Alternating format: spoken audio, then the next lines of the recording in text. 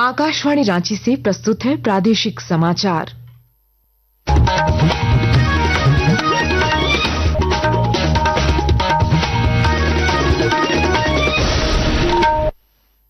नमस्कार, प्रादेशिक समाचारों के साथ मैं प्रियंका। पहले मुख्य समाचार। राज्य के मुख्य निर्वाचन पदाधिकारी ने घाटशिला विधानसभा क्षेत्र में उपचुनाव के लिए मतदाता सूची का किया अंतिम प्रकाशन। नागरिकों से सूची में अपना नाम जांचने का किया अनुरोध। एसीबी ने आरोपी विनय सिंह के हजारीबाग स्थित गाड़ी शोरूम को किया अस्थायी रूप से सील। गुमला के महिंद्रा नेक्स्ट जेन शोरूम में छापेमारी कर दस्तावेज किए जब्त। डाल्टनगंज में विधायक और आईजी ने कंट्रोल रूम का किया उद्घाटन। शहर के 113 सीसीटीवी कैमरों के माध्यम से अब अपराध पर होगी कड़ी निगरानी। पूरे राज्य में दुर्गोत्सव की धूम। शारदीय नवरात्र के 7वें दिन मां कालरात्रि की हुई विशेष पूजा। पंडालों में उमड़ रही भक्तों की भीड़। और मौसम विभाग ने 4 अक्टूबर तक राज्य के विभिन्न जिलों में हल्की से भारी बारिश की जताई संभावना।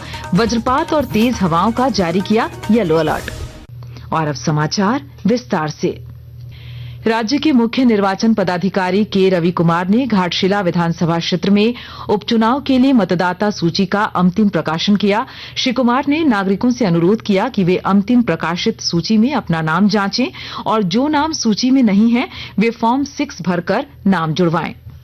आज 45 घाटशिला अनुसूचित जनजाति असेंबली कॉन्स्टिट्यूंसी का रोल फाइनल पब्लिकेशन किया गया। फाइनल पब्लिकेशन के बाद अभी वहां पर 2,55,823 वोटर है। अभी भी कोई वोटर अभी छूट गया तो अविलंब आवेदन दे दे ताकि आने वाला उपचुनाव में अपने मताधिकार का प्रयोग कर सकें।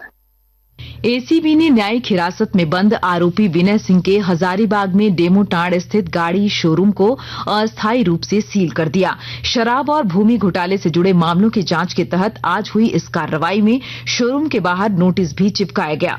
एसीबी डीएसपी ने बताया कि विनय सिंह के खिलाफ दोनों मामलों की जांच चल रही है और इसी क्रम में यह कार्रवाई की गई है। इधर गुमला जिला मुख्यालय स्थित महिंद्रा नेक्स्ट जेन शोरूम में आज रांची एसीबी की 6 सदस्यीय टीम ने छापेमारी की। लगभग 5 घंटे चले इस कार्रवाई के बाद शोरूम को सील कर दिया गया और कई दस्तावेज जब्त कर रांची ले जाया गया। एसीबी टीम में शामिल अधिकारी ने कहा कि इसकी विस्तृत जानकारी वरीय अधिकारियों द्वारा प्रेस विज्ञप्ति में दी जाएगी। डाल्टनगंज में विधायक आलोक चौरसिया और आईजी शैलेंद्र कुमार सिन्हा ने पुलिस अधीक्षक कार्यालय में कंपोजिट कंट्रोल रूम का उद्घाटन किया, जिसके माध्यम से शहर के 113 हाई डेफिनेशन सीसीटीवी कैमरों से निगरानी होगी। मौके पर विधायक आलोक चौरसिया ने कहा कि इन कैमरों के जरिए अपराध पर नियंत्रण होगा और पलामू जिला विधि व्यवस्था के मामले में अव्वल बनेगा। नवरात्रा के पावन अवसर पर और 7वीं का दिन पलामू पुलिस के द्वारा एक अच्छे पहल के साथ एक बहुत बड़ा कार्य सीसीआर के तहत पूरे डाल्टनगंज पूरे नगर निगम क्षेत्र और डाल्टनगंज शहर में आने वाले जो सड़क है उन सभी सड़कों पर 113 कैमरा लगाकर मॉनिटरिंग के लिए, यहाँ के क्राइम कंट्रोल को रोकने के लिए, यहाँ पे कोई ऐसा अनहोनी न हो उन सभी को देखने के लिए प्रशासन एक अच्छा पहल करने के काम किया है। प्रधानमंत्री नरेंद्र मोदी द्वारा घोषित जीएसटी बचत उत्सव जो इस महीने की 22 तारीख को शुरू हुआ, समाज के सभी वर्गों को लाभान्वित कर रहा है।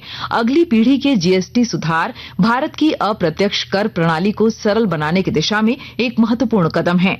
ये सुधार स्वास्थ्य सेवा क्षेत्र पर कर की दर को कम करके नागरिकों को काफी राहत प्रदान कर रहे हैं। एक रिपोर्ट। केंद्र सरकार ने नए जीएसटी सुधारों के अंतर्गत करों में कटौती कर आम जनता को बड़ी राहत दी है। सरकार ने जीएसटी 2.0 में कैंसर और गंभीर बीमारियों के इलाज में इस्तेमाल होने वाली 36 जीवन रक्षक दवाओं को कर मुक्त कर दिया है। इसके अलावा आवश्यक दवाओं और मेडिकल उपकरणों जैसे gauze, bandage, diagnostic kit, glucometer और थर्मोमीटर पर जीएसटी को 12% से घटाकर 5% कर दिया है। नए कर ढांचे में सरकार ने हेल्थ और लाइफ इंश्योरेंस प्रीमियम को भी पूरी तरह कर मुक्त कर दिया है, जो पहले 18% लगा करता था। इस कटौती से इंश्योरेंस प्रीमियम के दामों में कमी आ रही है, जिससे और भी ज्यादा परिवार इंश्योरेंस लेने के लिए प्रोत्साहित होंगे।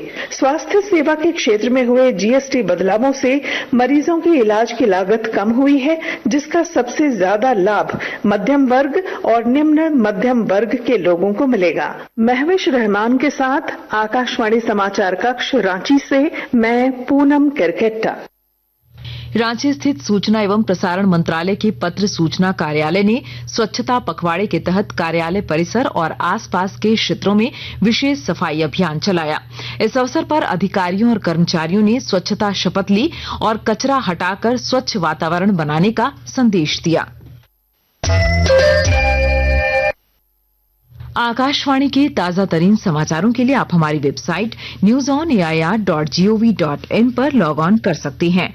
ताजा समाचार X handle @AIR news alerts और Facebook page All India Radio news पर भी उपलब्ध है।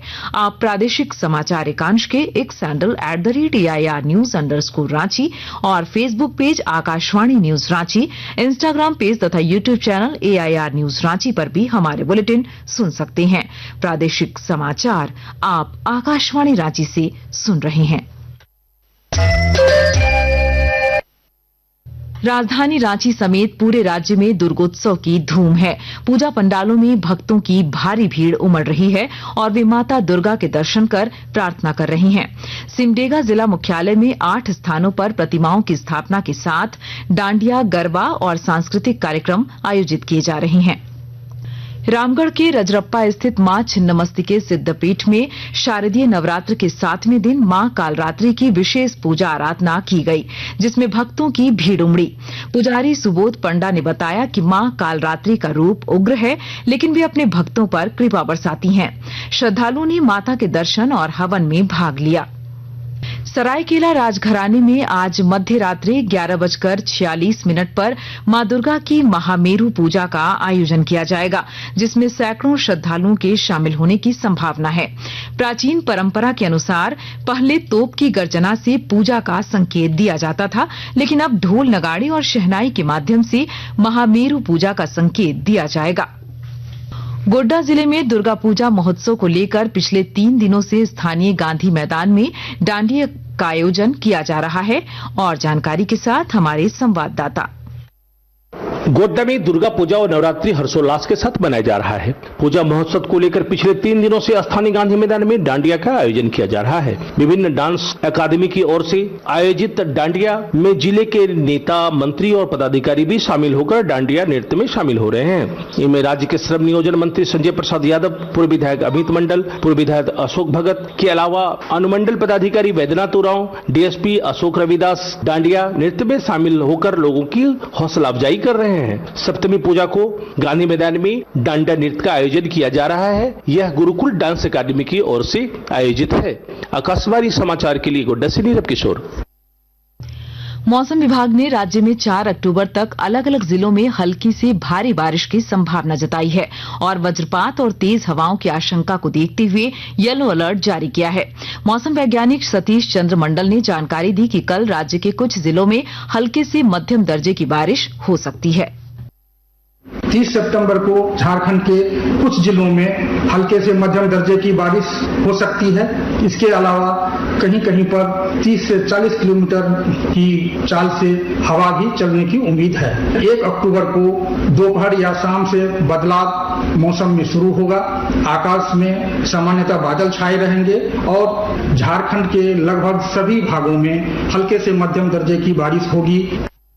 सिमडेगा में आयोजित प्रथम हॉकी सिमडेगा मास्टर कप 2025 पुरुष प्रतियोगिता में 75 वर्षीय पूर्व सैनिक थेवोदर मिंज ने अपने शानदार ड्रिबलिंग से विपक्षी टीम के छक्के छुड़ाए। हालांकि टीम को जीत नहीं दिला सके। मैच को देखने प्रधान जिला एवं सत्र न्यायाधीश राजीव कुमार सिन्हा सपरिवार मैदान पहुंचे। इस अवसर पर पूर्व सैनिक थेवोदर मिंज, पूर्व अंतर्राष्ट्रीय हॉकी खिलाड़ी अंजुलस बिलुंग और उनके गुरु फादर बेनेडिक्ट कुजूर को सम्मानित किया गया। और अब अंत में मुख्य समाचार एक बार फिर। राज्य के मुख्य निर्वाचन पदाधिकारी ने घाटशिला विधानसभा क्षेत्र में उपचुनाव के लिए मतदाता सूची का किया अंतिम प्रकाशन। नागरिकों से सूची में अपना नाम जांचने का किया अनुरोध। एसीबी ने आरोपी विनय सिंह के हजारीबाग स्थित गाड़ी शोरूम को किया अस्थायी रूप से सील। गुमला के महिंद्रा नेक्स्ट जेन शोरूम में छापेमारी कर दस्तावेज किए जब्त। डाल्टनगंज में विधायक और आईजी ने कंट्रोल रूम का किया उद्घाटन। शहर के 113 सीसीटीवी कैमरों के माध्यम से अब अपराध पर होगी कड़ी निगरानी। पूरे राज्य में दुर्गोत्सव की धूम। शारदीय नवरात्र के 7वें दिन मां कालरात्रि की हुई विशेष पूजा। पंडालों में उमड़ रही भक्तों की भीड़। और मौसम विभाग ने 4 अक्टूबर तक राज्य के विभिन्न जिलों में हल्की से भारी बारिश की जताई संभावना। वज्रपात और तेज हवाओं का जारी किया येलो अलर्ट। इसके साथ ही आकाशवाणी रांची से प्रादेशिक समाचार का ये बुलेटिन समाप्त हुआ। अगला प्रादेशिक समाचार बुलेटिन कल सुबह 8:30 बजे प्रसारित किया जाएगा। नमस्कार।